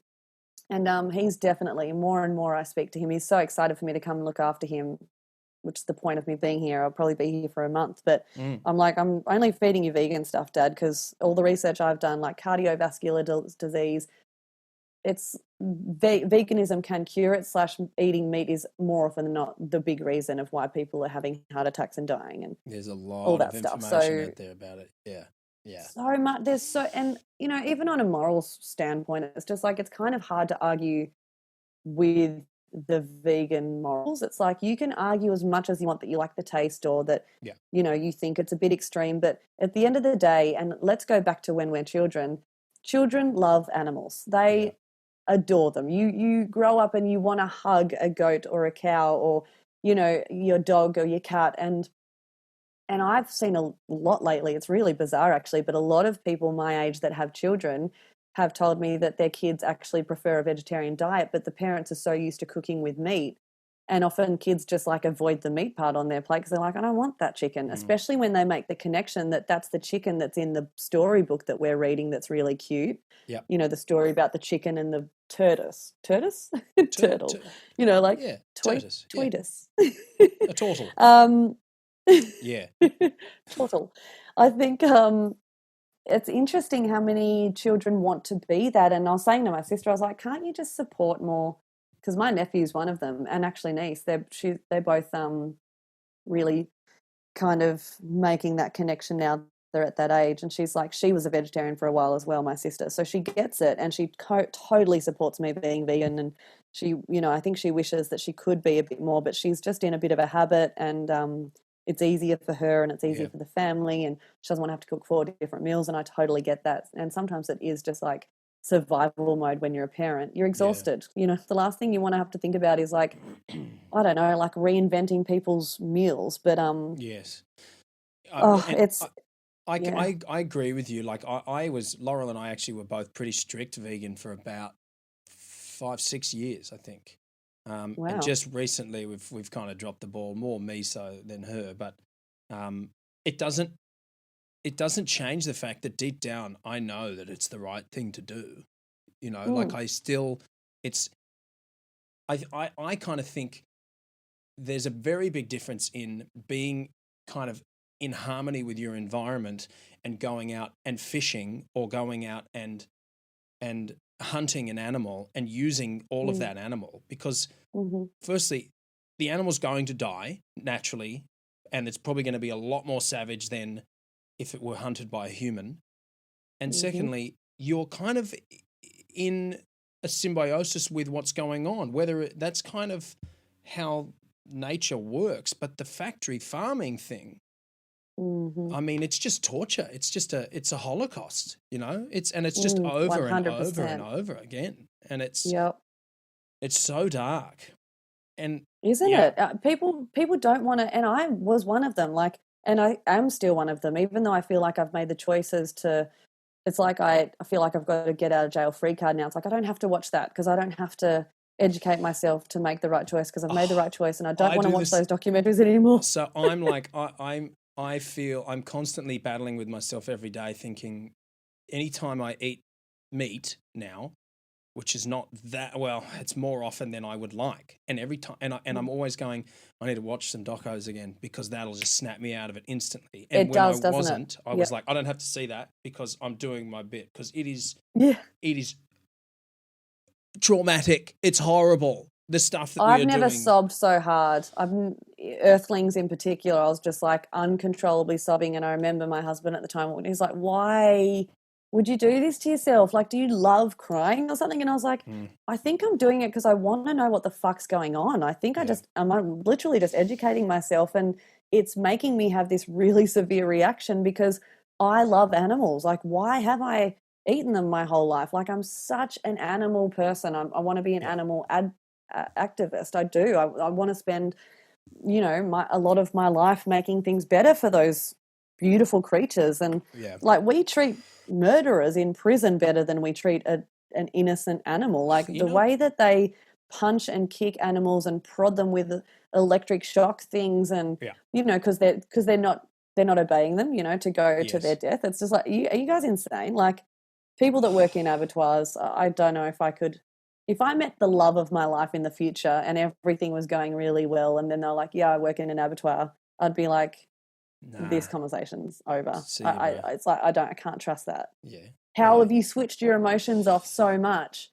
You know, like your intuition, you know that these things don't want to die, and you've convinced yourself that that's the cycle of life. Like, I get what you're saying. If we were living in a pure sort of way, and you know, of the land, and we were killing what we were eating, and it wasn't I understand it's ish. I still think that if you can live without harming other beings, like, because you can really easily live off things that Absolutely. don't have It's not necessary. emotions. Yeah. And like, Mm. and the thing is, these days, there are so many, like, it's not a, because I've done so much homework on this because I'm, I bet you have. trying to be, yeah, I mean, That's but what you do. I think if we didn't have supplements, it can be trickier, but we do. And they're Mhm. so convenient. You can get B12, you can get omega Mm. 3s, you can get, what's the other one that's important? And I can't remember what it is now. But all of the things that you could potentially, and not definitely will, you could develop a deficiency in, you can supplement them every day. Yep. And it's Protein is that what you're thinking? no, I mean, People obsess over. you don't need That's anywhere near everyone's as first much question. Where do you protein. get your protein? Where Yeah. do you think that animals that have the biggest muscles get their protein? Yes. That are Yeah. herbivores. Well, but again, it's just like, you just don't need it. Like, unless you're trying to be have huge muscles, which again Right. is not necessary. Right. It's a choice. But even then, Mhm. there are tons of vegan bodybuilders, and they're massive. It's the truth is, it's a Huge. lot more work. You have to eat a lot Zai of was a good food. example of a big dude that was a vegan. Great. Look at his Totally. body. Totally huge. Machine. Yeah. Yep. James Aspey's like, I don't know if he's a bodybuilder, but he's got muscles. He's the one that actually, I watched a video on him doing the dairy industry a solid by exposing them. And I was shocked. I was like, what? They do what? They forcibly impregnate what? And from that day on, I thought, how have women, like as a woman who's not a mum but would have loved to have been, / still would probably like to be, depends actually, no, I don't know about that statement, but when you grow growing a baby inside you and the idea of someone ripping that baby out and you not seeing that baby, that would kill a woman. And that happens over and over and over and over and over again. They scream. Till the cow can't do it anymore. Yeah, and you can, like, if you have the stomach to watch that footage, it's chilling. You can hear the mothers, they're just screaming. They're like, and it's chilling. It's really awful. And it's really hard to unsee or unhear it, isn't it? Yeah. Once you know. And then, I don't know, obviously what they do, I think the baby boy cows die. I feel like they shoot them and they're used for food, like dog food or something, which is weird because why wouldn't you use it as veal? Well, Isn't they do what veal is, just a lot of baby the time. cow? That's where the veal industry came from, because it was like a byproduct of the dairy industry, because they had all these baby cows being born from dairy cows, and they were like, well, how can we make money off these baby cows that we're killing? Oh, I know. We'll market it as veal, and now we can sell them. It's really tender, yeah. We'll make it really expensive too. Yeah. It's and there's a reason why all that footage and the processes and all those documentaries and all that kind of stuff is nowhere to be seen. You have to dig for it. And if you talk about it and go, hey, watch this thing, it's a very triggering topic we're talking about. People, because, emotionally. I hope people don't switch off from this podcast, to be honest. I'm actually scared about that. And I don't want to scare people into doing something that they're not ready to. And I hate the idea of someone having an idea of that they're a bad person. It doesn't make them a bad person. It just makes them possibly cut off from reality and their emotions. Like when women used to come up to me and say, I'll have a latte, thanks. And I'd be like, cow's milk? Like kind of confused. Yep. And a baby chino. I'm like, okay. And then I'd think, you grew a baby. You know what it's like to feed the baby with your milk, and you know the pain that it just was with that one child. Like, how could you look at a female cow different from yourself? It just blows my mind. But I think that that's something we're conditioned into, is to think of them as something different, because I think one of the great examples of it, and we're going to turn a lot of people off by talking about this, because eating the foods that you like give you so much pleasure and so much satisfaction in, day out. So for someone to think, what, you're asking me to remove that from my life? I don't think I can do that. And fuck you for suggesting it. That's how I felt when I did it and battled with that thought for ages. Now I've forgotten what I was going to say. I think that it's been conditioned to us to think of animals differently, because if you start to have this conversation about people's household pets, like a cat or a dog, then people are horrified. And you can. Oh my God, they so are. We're so emotionally attached to our animals. Yeah, but like if you've ever hung out with a calf or a lamb, and they're kind like a baby goat. Baby goats are amazing. They're so fun. Like that's my thing. I'm obsessed. Oh, a goat. I mean, if I could have a pet goat, goats are killer. Yeah. Goats are so fun. They're hilarious. That's hilarious. Way more They've fun got than a such cat. A cute little. Mm-hmm. Yeah, Boring. cats are savage. Cats are like a true They're carnivore. bitchy. Yeah, cats don't give a fuck. Like, I strongly believe that every cat deep down looks at its owner, no matter how much they love you, and go, I'd kill you if I could, right? Oh yeah, if roles were reversed, babe, and I could get my hand on that gun. Yeah, I'd kill you. I'd rip you. I'd eat you. I would rip your head off and I would eat you. No question. Yeah. A goat's like, what are we doing? Let's go. We're playing. What are we playing? Give me a heel. Let me at it. Yeah, and they're like, but no one, but that's a connection where, you talk about like dog or cat meat or dog milk and drinking that, and people are horrified. It's like, well, why? Why? What? Well, I went to ate dog meat. It was disgusting. It's like, and that's different because both have two eyes, both have four legs, both have feelings and thoughts. Like both are intuitive. It's just, you're right. It's conditioning, and that goes again with the imagine if we could raise children, being really in touch with themselves, their intuition, their feelings, knowing where their meat comes from, or just. I would raise my children 100% vegan, no fucking question. And if they wanted to grow up and try a burger from McDonald's, I'd be like, cool, watch this really quick video of where that burger from McDonald's came from, and I will buy you 10 of them if you fucking want after you've watched that video. Yeah. And people might think that I'm like an abusive parent before I'm even one, but it's educating. It's like not shielding your kid from the truth. Like, why would I lie to my child about that? And, no, it's stupid to me. It's like they should know where it's coming from. Do you want to support that or don't you? It's up to you, babe. Yeah, exactly. And there's a very good reason why a vast majority of people have not seen or don't even know anything about the process of where meat and animal products comes from. It's just a product, just like a packet of chips, And because if you knew, a lot of people would be like, oh, I don't feel good about that. I don't, that doesn't sit right with me. And you're right, because people are nice people. People more often than not.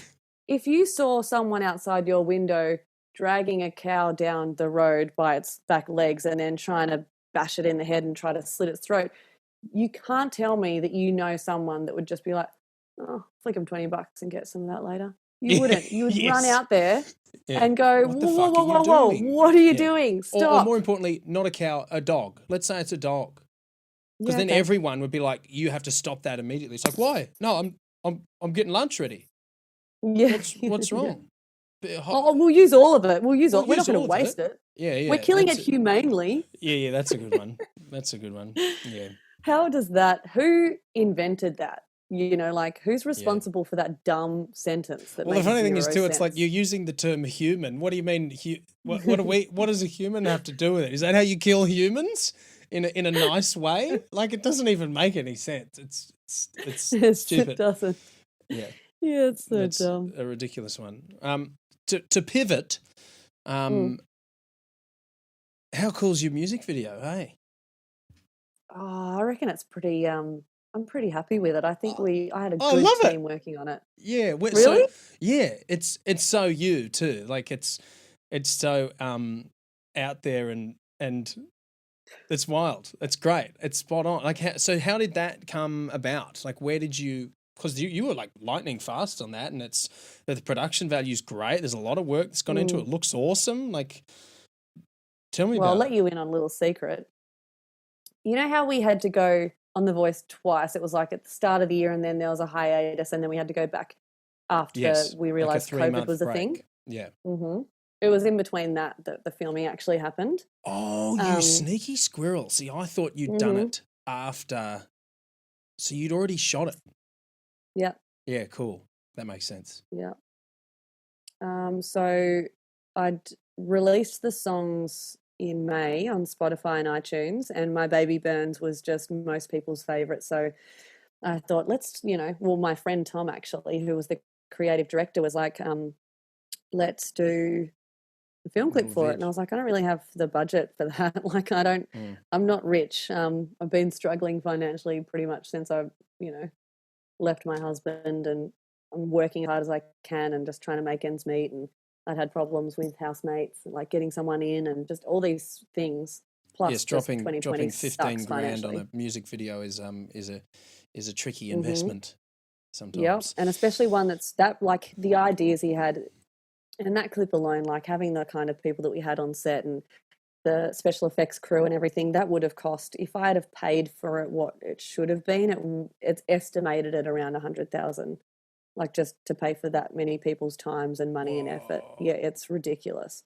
Yeah, wow. But I mean, the one silver lining for me personally with COVID was creative people just wanted to fucking work on something that they believed in. And they were like, I don't even care if this is my time for free. I'm going insane at home.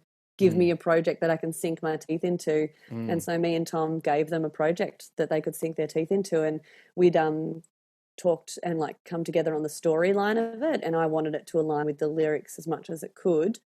Because he's more of a Bjorky kind of, he likes, I don't know, surrealism, or like things that are a little bit like sort of a dream state, whereas I'm more of a logical, literal person. So he met me in the middle on that, and then he just sort of elevated a lot of my ideas, and he made the blue shiny dress that I'm wearing, and I got most of the props, I think, together, or we got the props together, drove around getting all the props, buying or hiring. And I mean, I saw there was the time lapse of sets. getting your face cast, like a mold of your head, and that was, you guys went in. Oh, we did. And like even then we had to strip back some of the ideas, because it was like we had 2 days to film it before I had to fly back to Sydney for the voice, and everything. We had 2 weeks to organise it. Wow. So Scare Crew Productions got straight onto the hearts that we wanted for the girls to dance around with the hearts on the plate, because the whole idea is your heart's been ripped out. Yes. And and you're becoming stronger for it. A lot of people missed that. You'd be surprised. I'm like, what? Some woman actually wrote to me and was like, I think you need to get your breast check because in your video clip it's really red and raw and looks bloody. I was like, it's special effects. That's amazing. I'm sorry, I don't mean to laugh. And I was like, do you wear glasses? And she said, yeah, I do. And I said, you're going to want to watch it again with your glasses on. I think, you're just not seeing it. Yes. Thank you for your concern, like, Pet. Yeah. The big gash where the blood, coming out. Yeah, and the fake heart. It's not actually, when I rip it, when it's out, it's not actually real either. It's fake. No. Yeah. Yeah. No animals or humans were hurt in the making. I didn't actually including I was surprised at like having, I was like, oh, is this the most non-vegan thing I can do to have a snake in my video clip? But it just made sense with the horns coming out of my face to have a snake, and got the upside down hanging cross. Like everything's just got such a demonic vibe to it. But yeah, totally. It's a playful thing. Like I'm not obviously the Antichrist. I don't worship Satan. Like it's like me having fun with the darker side of myself, making best friends with the darker side of me, and being a badass, like coming out of all the heartbreak and all the victim and the sad and the crying and the, I just want to be a good wife, and I just want to, whatever, fix my marriage. It's just like, fuck it. Acceptance, move forward with strength. Yep. Yeah. I'm putting my armor on and I'm just moving forward. Yep. Heart or no heart. Technical difficulties. Rebooting in 3, 2, 1. Right, we're back on again. Little technical. Oh yeah, that I don't worship Satan. Yeah, that's what it was. We got cut off due to the Satan. All that wow, Satan that's so creepy. Yeah, that's very coincidental. Satan cut off your internet connection for slandering him. He was like, oh no, you didn't, Stella. Yes, girl, you and me have a words. And you and Mark are not. Yeah, exactly. I'm done with this. So that's right. We were talking about your music video and the content and how you have had your heart ripped out, but moving forward in life, heart or no heart. Yeah, with exactly strength. right. It's come Yeah. up great. It's really it's super cool. Like I really dig it, and it's so you. So good job. I'm so surprised by you saying, like, I think it is me too, but here's my issue creatively, and I need to talk to Tom about this. But you know, when you feel quite multifaceted as a person, I don't know if you do, you're such a rock and roller. I think you're quite focused in your everything about you, and everything sort of makes sense. You're like a non-sex addict Russell Brand without hair. That's a really Quote big me. compliment. I love Russell Write that Brand. down. Thank you. I love him. And he's got that sort of rock and roller / like could be a monk, you know, kind of thing. Like, and they Well, go I'm really halfway there. well. I see you actually, you know, with the fucking beads around your neck and really just diving into this crazy, like you'll end up being that dude. You will. There's been And I times love in my it. life when I've been a little bit too stoned and thought, should I just fucking go? Should I just go? Should I just go Mm-hmm. to a cave and hang out with some monks and just give it a crack just for 4 or Yeah. 5 years, you know? Why not? Give it a go. What's the worst that eh? could happen? Yeah. What's I mean, Just try it on. there's nothing going on here. No enlightenment around here. Nah, I'm not getting enlightenment from Netflix. Bloody hell. But yeah, I feel as much as that's such an extreme part of my personality, that sort of theatrical, sort of bad bitch energy, that like dance 80s pop goth stuff that's so easy for me to write and so much fun. And I'd love to perform that sort of stuff live. But then there is that other side of me that's just really like this, where I just love to sing a heartfelt song on the piano. And the film clip to, like, I wrote that song a few days ago that's on Instagram now called The Scorpion, which is obviously, we know what that's about. But that's just such a different vibe to my baby Burns. And it's like, if I'm confused by how one person can do such different genres, I'm sure the world would be. But then I do take comfort in people like Lady Gaga, that she can do a chromatica and then she can do an album like Joanne, and she can look like a crazy alien and then she can look like, you know, this hot girl next door. So people like her have sort of paved the way for people like me that aren't just one thing. You know, where 10 years ago, the music industry was so confused by me, and then since Herb coming out, they're a little bit more like, oh yeah, okay, you're a bit of a Gaga. It's like, I guess if you need to put me in a box, you can put me in that one, because at least it's a big box. It's like and it's a big box of tricks. They're always going to give you a reference and compare you to something. And if you're going to be compared to the biggest, pop artist in the world, well, okay, it's a pretty good one to be compared to. I guess I shouldn't be that upset about it, really. Yeah, she's done all right. She's okay. Yeah. But I kind of think like, I love that about you and your music, that it is so you, on the sense of the 80s pop goth stuff with the My Baby Burns, but it's also so you to do the complete other end of the spectrum, because we've just had a whole conversation about embracing your femininity and your womanhood, and about how women have emotions. My Baby Burns is a completely different end of the spectrum to The Scorpion, which you've just done, and it's that's what I mean. You're just overthinking things, because that's what us creative people do. But from the outside, it's perfect. That's exactly what you should be doing. I don't want to see, like, it would be inauthentic of you to just do every song kind of like the My Baby Burns song, because that's just one part. So yeah, okay. I think it's all exactly where it's supposed to be. That's nice of you to say. Thanks, babe. Hey, no worries, mate. Call it credit where credit's due, hon. Call it how it's it. Oh, that's so nice of you, Matt. Such a lovely bloke. Oh yeah, do what I can. No, go right. Yeah, no worries. So, have you got any stuff coming up? And 2-part question: where can the peeps find and connect with you if they are that way inclined? Stuff that's coming up. I've got a new song coming out, at least one. I'll probably properly re-record The Scorpion, because that'll be easy. It's just piano and vocals. Cool. And I've got one coming up with Isaac that's called Damaged Goods, which is hilarious. Oh, yeah. Who's that I love about? it. and I'm okay with it. And I think it's about reclaiming the damaged goods thing, it's just like, oh, aren't we all, you know what I mean? And it's not necessarily a bad thing. It just gives us character, it makes us who we are. Yeah, So that's an absolutely. exciting song that like isn't too far off. And I've got another one that's yeah, it's kind of like a Nashville country, sort of tiny bit of country Nashville, but a heartfelt piano ballad again that I've not properly recorded yet, that I'm really excited to. And while I'm in Tassie, I will definitely do at least a couple of shows here, just some acoustic stuff, because you're allowed to have 200 people in a venue, um, seated, no dancing. So I'm just like, well, I mean, I don't think 200 people would come and see me at a gig at this point, but Not with that attitude. I'll take 50. Yeah, that's probably true. Mhm. I undersell myself a lot. That was part of my problem on The Voice. Everyone's like, why don't you believe in you? I was like, I don't know, because it's weird too. When you're raised in Tassie, it's tall poppy syndrome here. So Sure. you're just kind of used to not thinking that you're the greatest thing in the world. Like, I was and if also you like, do yeah, think that, because I'm not a you know, dickhead. yeah, exactly. I do think I'm Um, awesome, but I'm not going to tell you. Like I wouldn't be doing this if I didn't think I was the best thing ever. But I'm not going to go around saying that. People don't like that in this country. People do though. People do go around doing that. Yeah, you're right.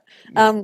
So yeah, I'll do some gigs here. I really want to do some workshops. And I'm curating that at the moment, where I'm working on a way to gather people. And like in my mind, it was women, but really it's just people that want to find their inner voice in a really sort of intuitive, soulful kind of way through music, and work on what that means to kind of get in touch with who you are, find your voice if it's ever been silenced, or if you've just never known who you are musically.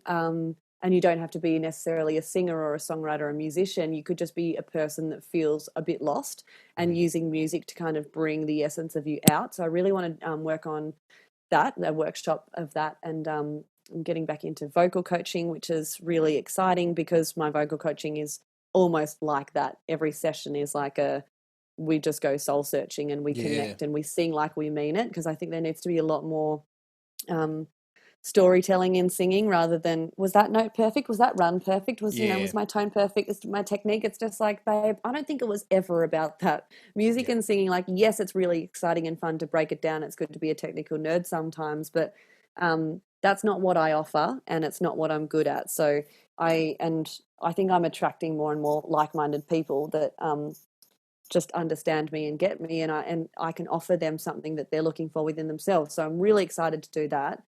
And people can find me generally. I've got a website coming out soon, which is going to be stellaperrymusic.com.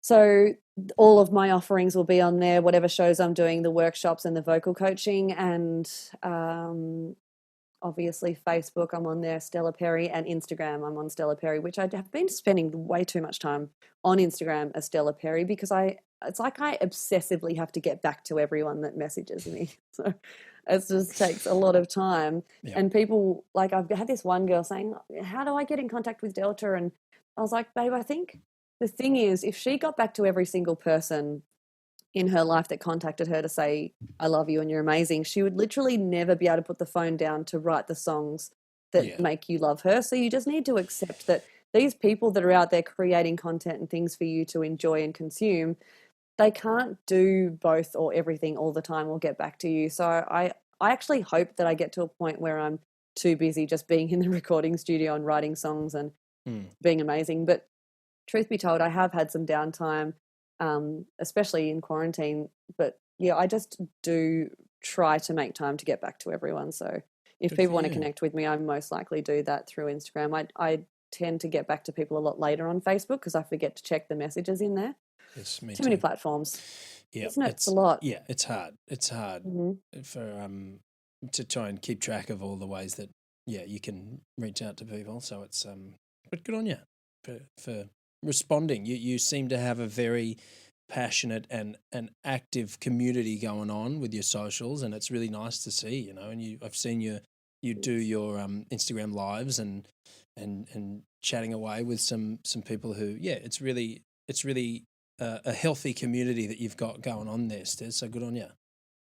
Thanks, Furzey. Yeah, it's been so nice to to be able to thank them because, you know, usually we'd be on tour or we'd be doing shows right about now, and meeting these people and shaking their hand and thanking them for supporting us along the way and, you know, believing in our music that we want to be, that's what we want to be doing with our lives. So it's like, of course you feel gratitude, and it's been frustrating for me not to be able to demonstrate my gratitude in the way that I usually would. So the least I can do is jump on live, and sometimes I read a couple of tarot cards for people. They jump on a live with me and they're like, do a card. So we'll shuffle the card and pull it, and I'll tell them what I think that means for them, or read it out of the book. And yeah, it is so not, I don't understand why people don't get back to the people that are affording them their freedom, or, you know, affording them, I guess, the audience that they desired in the first place. It's like, you're the one that, you know, wants to be a singer or a songwriter, and you want to have people to sing and songwrite too. Where's the give and take in that? You know, it's not all about just you and giving. It's kind of got to be or the other way around, taking. Taking, like, just having them buy, taking the adoration without giving something to be adored. You know, you've kind of it's I know what you mean. And I think I'm also I really want to do that because I want for the people that are doing that to understand that we're actually just completely on the same level, and that I just happen to sing in tune most of the time. You know, I don't like it when people, like, they keep that divide between them, like I'm here and you're there. It's just like, no, we're all the same. It's just you happen to want to connect with me, and, you know, they might have something about them that I would want to connect with them over that I haven't discovered yet, a talent or something that I just really admire within them as a person. It's like, I really am usually of the mindset that no one's better than anyone. Obviously there are certain exceptions in that rule, like if you're a racist, you know, not a good person, then there are people better than that, you know. Yeah. But again, that could be just the way they were raised. I thought you meant if you're a racist, well then people are definitely better than other people because that's how you see it. It's like, if you're in the mind of a racist, that's very clearly empathic of you. Yeah, you really. I mean, I guess you're right. In their mind, you. I didn't mean it. Yeah. You could really cut this video off of me and make me look like probably the worst person in the world. Oh no, I will. I'll start with the Satan. It wouldn't be hard. The Satan stuff, and we'll go from there. Yeah. Sounds good, Furzey. All right. Well, thanks for chatting. It's been a real treat, and I love you very much. I love you too. Thanks so much for having me on, and say hi, and I love you to your wife and the kids as well. Yes. Shane and Rog. Yep. Pooch pals. Cool. Yeah. All right. I'll talk to you soon, and peace out. You. Oh, yes.